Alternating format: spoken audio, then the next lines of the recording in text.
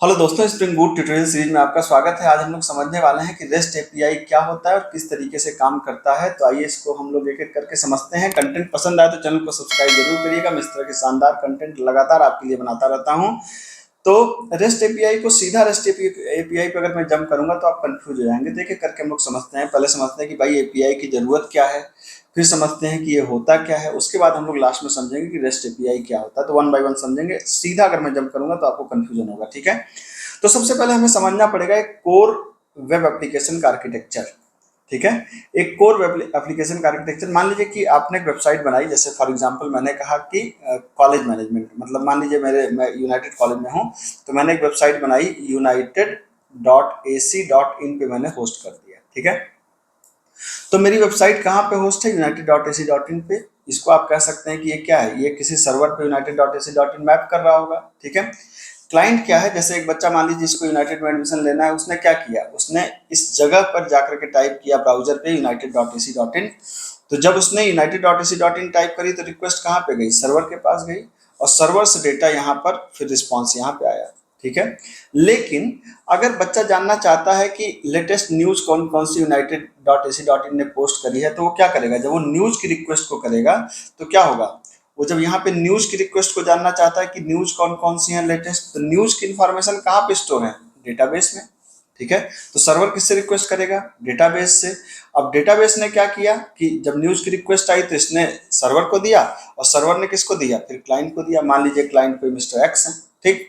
इस तरीके से हम लोग किसी, ये बेसिक हमारा क्लाइंट सर्वर आर्किटेक्चर है, जिसको आप बोल सकते हैं कि टायर 3 आर्किटेक्चर। ये हमारा बेसिक एप्लीकेशन का आर्किटेक्चर है, ठीक है। तो आपने एक वेबसाइट बनाई थी यूनाइटेड कॉलेज के लिए, और वेबसाइट आपने होस्ट करी थी united.ac.in पे। ये मेरे कॉलेज का नाम है, ठीक है। अब ऐसे समझिए कि जैसे मान लीजिए कि एक स्टूडेंट ने डिसाइड किया कि भाई वो एक अलग एप्लीकेशन बनाना चाहते हैं, जहां पर वो स्टूडेंट्स को आपस में कनेक्ट करना चाहते हैं। मान लीजिए कोई बच्चा मेरे पास आया, उसने कहा कि सर मैं एक प्रोजेक्ट बनाना चाहता हूं, जिस प्रोजेक्ट में मैं यूनाइटेड के बच्चों को आपस में सोशल मीडिया की तरह कनेक्ट करवाना चाहता हूं। मैंने कहा कोई बात नहीं, बना लो बेटा। उसने कहा लेकिन सर मैं जो यूनाइटेड की जो न्यूज है ना, मैं उसको वहां पे दिखाना चाहता हूँ। प्रॉब्लम को समझिएगा। united.ac.in पे जो न्यूज दिख रही है, मतलब जो न्यूज का एक सेक्शन बना होगा जहां पे न्यूज वन बाय वन उठ के आ रही है इस तरीके से, उस न्यूज को स्टूडेंट अपने जो सोशल मीडिया प्लेटफॉर्म वो बनाना चाह रहा है, उस प्लेटफॉर्म पे दिखाना चाहता है, ठीक है। तो अब दिक्कत क्या है? अब वो न्यूज स्टोर कहाँ है? न्यूज स्टोर तो इस डेटाबेस में है। न्यूज स्टोर इस डेटाबेस में है। अब इस डेटाबेस का एक्सेस हम यहाँ तो दे सकते थे, क्योंकि ये हमारा ही एप्लीकेशन है। हम इस डेटाबेस का एक्सेस इसको क्यों दें? अगर हम इसको देंगे तो हमारी डेटाबेस की सिक्योरिटी खतरे में है। बात को समझ समझ रहे होंगे मेरे ख्याल से आप लोग, कि जो न्यूज हमारी है, जैसे किसी को न्यूज हमारी चाहिए, तो हमारे एप्लीकेशन तो हमने ही बनाया है, तो ठीक है हम डेटाबेस को एक्सेस कर लेना, कोई समस्या नहीं। लेकिन कोई थर्ड पार्टी अगर आके हमारे डेटाबेस को एक्सेस करेगी, तो यहाँ पर तो न्यूज के अलावा एडमिशन और तमाम डेटा, फीस का डिटेल रखा होगा। मैं नहीं चाहता कि वो सारे डेटा वो देखे। अब मैं क्या करूं? अब यहाँ पे रोल आता है किसका? एपीआई का, ठीक है। तब मैं क्या करूंगा? मैं यहाँ पर एक एपीआई बना दूंगा। एक बना दूंगा क्या? एपीआई, ठीक है। API stand for application programming interface. अभी क्या होता है इसको समझते हैं। तो एक मैं बना दूंगा एपीआई, और एपीआई किससे बात करेगी? डेटाबेस से। और जब भी ये हमारा जो बच्चा स्टूडेंट जो भी हमारा है वो सोशल मीडिया का जो एप्लीकेशन बनाना चाहता है कॉलेज के लिए, उसको मैं ये एपीआई दे दूंगा कि भैया ये हमारी न्यूज की एपीआई है, ठीक है। तुम्हें न्यूज चाहिए यहाँ से, तो तुमको इस कोड की जरूरत नहीं है, ठीक है। हमारे इसको छेड़ने की जरूरत नहीं है, इसको सीधा टच करने की जरूरत नहीं है। तुम इसको हिट करोगे, न्यूज एपीआई को हिट करोगे, और तुमको हमारी न्यूज मिल जाएंगी, ठीक है। तो एक तो हुआ कि किसी थर्ड पार्टी को देने को। अब अच्छा, इसमें इंटरेस्टिंग बात क्या है?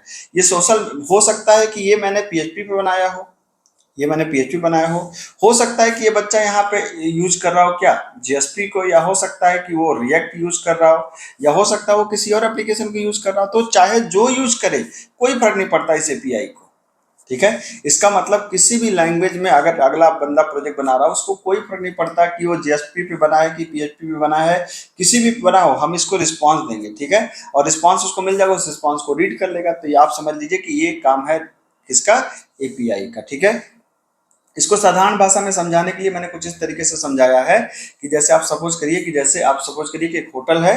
होटल में जो खाना बना रहा है ये हमारा क्या है? सर्वर है, जिसको हमने बोला है यहाँ पे क्या? किचन सर्वर, ठीक है।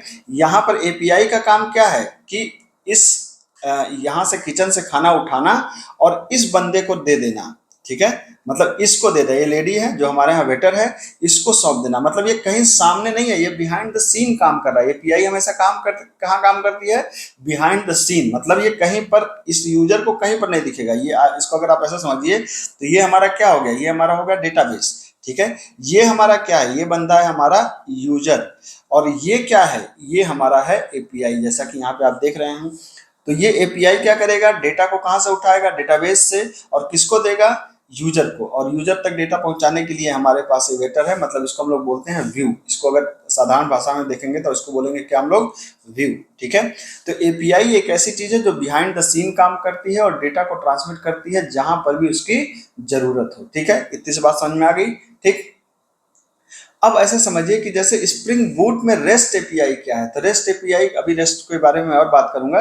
रेस्ट में ऐसा समझिए कि जैसे यहाँ रेस्ट एपीआई सिंपल है, बस आप समझिए कि रेस्ट एपीआई कुछ अलग से नहीं है।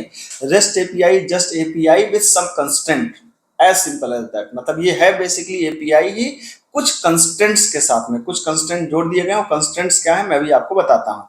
ऐसे समझिए कि जैसे यहाँ पर मैंने भी आपको बताया कि क्या है कि जो क्लाइंट रिक्वेस्ट करेगा किसी भी के लिए, तो किसके थ्रू रिक्वेस्ट करेगा? एचटीटीपी। अब एचटीटीपी के तमाम मेथड्स होते हैं, जैसे गेट होता है, पोस्ट होता है, डिलीट होता है, पुट होता है, और उसको क्या मिलेगा? एक यूआरएल मिलेगा। यहाँ पर देख रहे हैं ना, यहाँ पर आपको अलग अलग यूआरएल दिख रहे हैं। यहाँ पे क्या मिलेगा? यूआरएल मिलेगा। तो बेसिकली जो क्लाइंट है इस यूआरएल को हिट करेगा, और ये यूआरएल क्या करेगा? यहाँ से सर्वर से डेटा उठा करके इस क्लाइंट को देगा, ठीक है। मतलब ये कुछ ऐसे समझिए कि जैसे यहाँ से क्लाइंट ने एक यूआरएल को हिट किया, यूआरएल कहाँ पहुंचा? सर्वर पे, और सर्वर ने क्या दिया? एक डेटा को देगा। किस फॉर्म में? या तो जेसन फॉर्मेट में देगा, या तो एक्सएमएल फॉर्मेट में देगा, या तो एचटीएमएल फॉर्मेट में देगा। ये तीन फॉर्मेट में रिजल्ट को दे सकता है, ठीक है। अब रेस्ट एपीआई को थोड़ा सा और डिटेल में देखते हैं। तो rest stand for representational state transfer. मतलब ये सिंपल एक तरीके का एपीआई को ही थोड़ा सा अपग्रेड कर दिया गया है, ठीक है।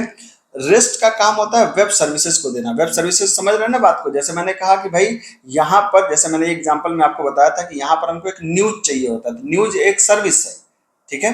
न्यूज एक सर्विस है जो हम किसी और एप्लीकेशन को देना चाहते हैं। तो कोई भी सर्विस जो हम देना चाहते हैं किसी थर्ड एप्लीकेशन को, उसको क्या बोलते हैं? वेब सर्विस बोलते हैं। तो बेसिकली इसका काम क्या होता है? वेब सर्विसेज को बनाना, ठीक है। मैंने बताया कि जब भी हम लोग एक वेब सर्विस मतलब एपीआई को कॉल करेंगे तो कुछ मेथड्स के साथ में कॉल करती है, जैसे गेट होता है या पोस्ट होता है। इसको आप कनेक्ट कर सकते हैं फॉर्म से। आपने जब एचटीएमएल फॉर्म बनाया होगा तो वहाँ पे होता है ना method equal to get, method equal to post. आपने शायद पुट और डिलीट नहीं यूज किया होगा, लेकिन अगर रिकॉर्ड को अपडेट करना हो तो पुट इस्तेमाल करते हैं, डिलीट करना होता है तो डिलीट इस्तेमाल करते हैं। तो आप उसको मेथड से जोड़ के देखिए उस तरीके से, ठीक है। और मैंने बताया कि एक एपीआई जो रिजल्ट देता है वो किस फॉर्मेट में देता है? वो रिजल्ट या तो एचटीएमएल फॉर्मेट में देगा, या तो एक्सएमएल फॉर्मेट में देगा, या तो जेसन फॉर्मेट में देगा। इन तीनों ही फॉर्मेट में किसी भी एक फॉर्मेट में रिजल्ट को देगा, जो क्लाइंट का जो एप्लीकेशन है वो आराम से इसको रीड कर सकता है। मतलब कोई भी क्लाइंट एप्लीकेशन इन डेटा को आराम से रीड कर सकता है बिना किसी थर्ड पार्टी टूल के, ठीक है। अब एपीआई के कुछ कंस्ट्रेंट्स होते हैं। कंस्ट्रेंट्स क्या होते हैं? जैसे यहाँ पर क्लाइंट सर्वर, जाहिर सी बात है क्लाइंट सर्वर आर्किटेक्चर को ही फॉलो करेगा। ये तो होना ही होना है कि भाई कोई क्लाइंट रिक्वेस्ट करेगा और ये एपीआई किसी सर्वर पे पड़ी होगी। स्टेटलेस, ये खुद कोई स्टेट को अपने पास मतलब किसी तरह का डेटा अपने पास स्टोर नहीं करेगा। मतलब जो एपीआई होगी वो खुद कोई डेटा अपने पास स्टोर नहीं करेगी।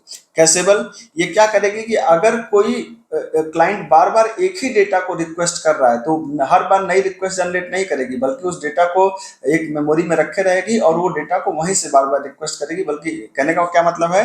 कैसेबल का मतलब यह है कि जैसे यहाँ पे मान लीजिए सर्वर के पास आपकी क्या है? एपीआई है, और डेटा कहाँ आ रहा है? डेटाबेस से। अगर जो क्लाइंट है वो किसी एक ही चीज को बार बार रिक्वेस्ट कर रहा है, बार बार रिक्वेस्ट कर रहा है, तो पहली बार तो उसने डेटाबेस से लिया, डेटाबेस ने वापस कर दिया। लेकिन अगर ये बार बार वही चीज कर रहा है तो ये बार बार डेटाबेस पे नहीं जाएगा, ये यहीं से भेजता जाएगा और डेटा को कैश में स्टोर करके रखेगा, ठीक है। यूनिफॉर्म इंटरफेस, चाहे जिस तरह का एप्लीकेशन हो, चाहे मोबाइल एप्लीकेशन हो, चाहे वेब एप्लीकेशन हो, चाहे डेस्कटॉप एप्लीकेशन हो, इसको एपीआई को कोई फर्क नहीं पड़ता, ठीक है। एपीआई को कॉल कर सकता है मोबाइल एप्लीकेशन भी, एपीआई को कॉल कर सकता है वेब एप्लीकेशन भी, एपीआई को कॉल कर सकता है डेस्कटॉप एप्लीकेशन भी। एपीआई को बिल्कुल नहीं फर्क पड़ता है कि जो टारगेट एप्लीकेशन जो मुझे यूज कर रहा है वो किसमें बना है, इससे कोई फर्क नहीं पड़ता है, ठीक है। लेयर्ड सिस्टम आर्किटेक्ट, यहाँ पे क्या होता है कि अब यहीं पर आता है कि सर्वर साइड एकदम अलग हो जाता है, मतलब सर्विसेज एकदम अलग हो जाती हैं, और क्लाइंट साइड एकदम अलग हो जाता है। मतलब जो डिजाइनिंग वाले बंदे होते हैं, अगर कंपनी में ऐसे समझिए कि सिर्फ एक बेसिक आर्किटेक्चर पहले पेपर पे डिजाइन हो जाता है, फिर डिजाइन वाला अपना काम करता है, सर्वर वाला अपना काम करता है, और बस एपीआई कॉल कर करके अपना काम करते हैं। किसी को किसी काम के बारे में पता नहीं होता, बस ये पता होता है कि भाई हमको उनको ये देना है, दैट्स इट। और ठीक है, तो एक लेयर्ड सिस्टम काम करता है, हर आदमी अपने काम पे फोकस करता है। जैसे क्लाइंट साइड वाला सिर्फ डिजाइन बनाएगा, उसको कोई मतलब नहीं कि सर्वर साइड वाला कैसे काम कर रहा है, और सर्वर साइड वाले को इससे बिल्कुल मतलब नहीं कि डिजाइन वाला डिजाइन कैसे बनाएगा, वो सिर्फ अपना डेटा उठा करके डेटा को ट्रांसमिट कर देगा। ठीक है, और कोड ऑन डिमांड, कई बार ऐसा भी होता है कि एपीआई के अंदर कंपाइल्ड कोड होते हैं, और वो अगर डिमांड करता है क्लाइंट, तो वहां पर आकर के क्लाइंट मशीन पर रन करते हैं। लेकिन ऑप्शनल फीचर है, ये जरूरी फीचर नहीं है। ठीक है, तो ये है एक बेसिक एपीआई की समझ। मतलब एपीआई आपको समझ में आ गई होगी। एक एपीआई को सबसे अच्छे से आप ऐसे समझ सकते हैं, जो मैंने यहाँ पे बताया कि एक एपीआई एक ऐसी चीज है जो बिहाइंड द सीन काम करता है। मतलब डेटा, ये डेटा किसी को चाहिए तो हमने एक एपीआई बना दिया। आपने नाम सुना होगा, जैसे गूगल की तमाम एपीआईज हैं। जैसे अगर आपको कहीं मैप लगाना हो तो उसकी अपनी एपीआई है। ठीक है, तो गूगल ये थोड़े कहता है कि मेरे डेटाबेस को आप एक्सेस कर लो, उसने एक एपीआई बना के दे दिया, जो सर्विस आपको चाहिए उस सर्विस को आप इस्तेमाल कर लो। है कि नहीं? अगर जानकारी पसंद आई तो चैनल को सब्सक्राइब करें। मिलता हूँ, थैंक यू सो मच।